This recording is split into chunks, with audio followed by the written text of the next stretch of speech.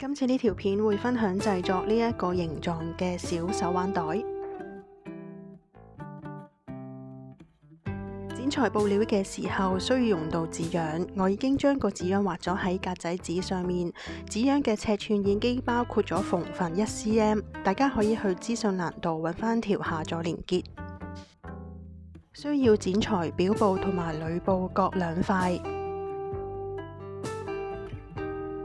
因應返布料嘅軟硬度，我今次喺表布同埋裏布度都燙上咗布襯。而今次嘅包邊同埋手腕嘅部分呢，我都用咗棉織帶去做。大家可以依照自己嘅喜好去選用返其他闊度嘅織帶或者係包邊條。首先將表布同埋裏布上面一共8個 V 字線位置接好，然後車縫。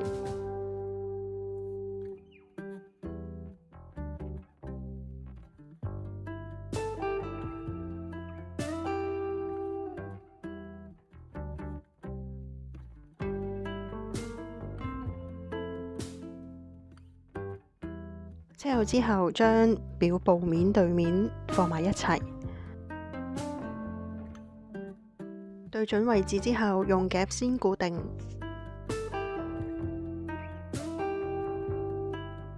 車縫。裏布亦都係一樣做法，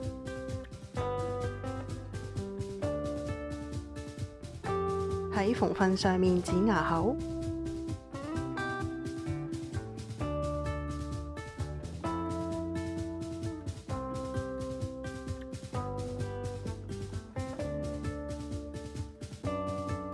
將表袋反至正面向外，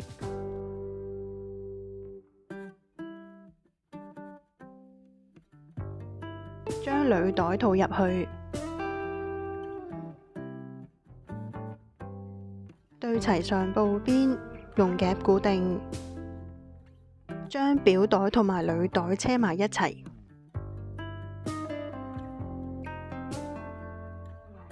攞返個紙樣出嚟。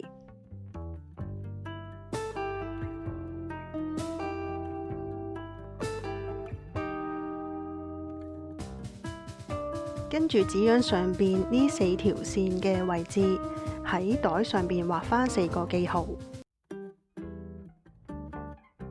大家可以見到畫面嘅下方有一啲藍色嘅符號。我畫記號嘅時候，就係依照呢啲符號喺2個記號嘅中間畫一條斜線，而斜線嘅方向會決定一陣間摺疊嘅方向。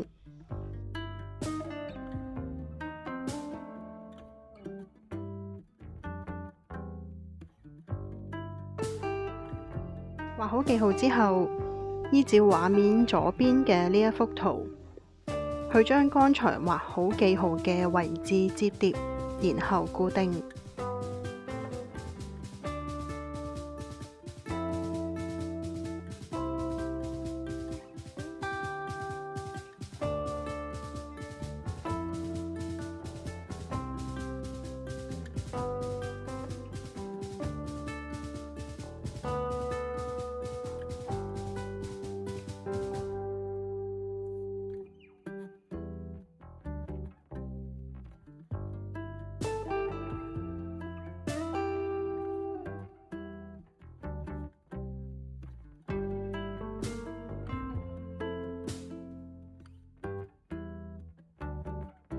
固定好之後，就可以將佢車縫。另外一邊都係相同做法。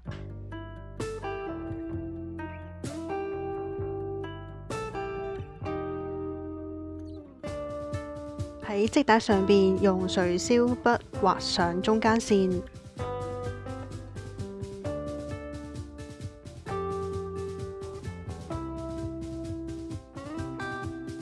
將織帶上邊嘅中間線放喺差唔多貼住布邊嘅位置，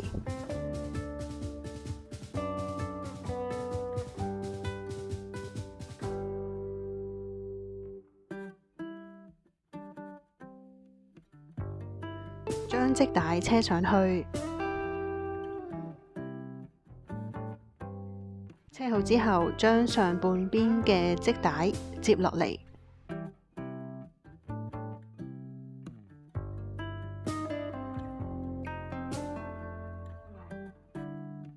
用夾固定好之後，沿住織帶嘅邊緣再車實佢。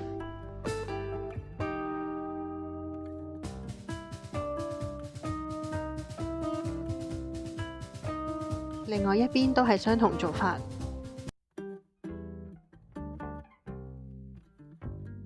攞出長嘅嗰條織帶，亦都係喺上面畫中間線，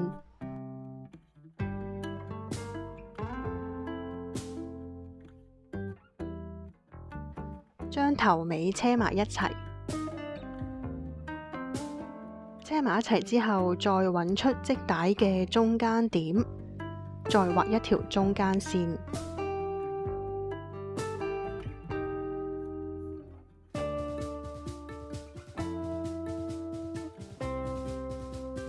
將個袋其中一邊嘅駁口位對準剛才畫喺織帶上面嘅中間線，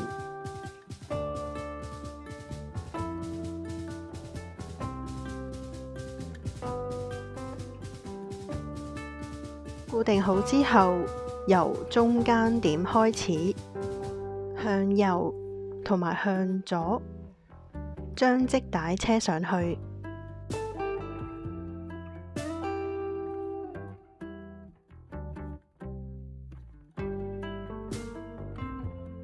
袋嘅另一邊嘅駁口位，亦都係對準織帶嘅駁口位，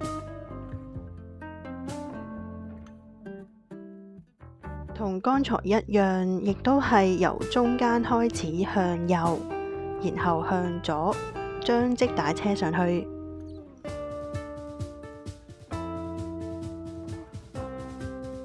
將整條織帶對接。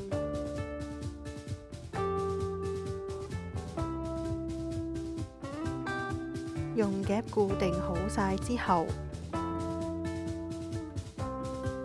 沿住織帶嘅邊緣將佢車實。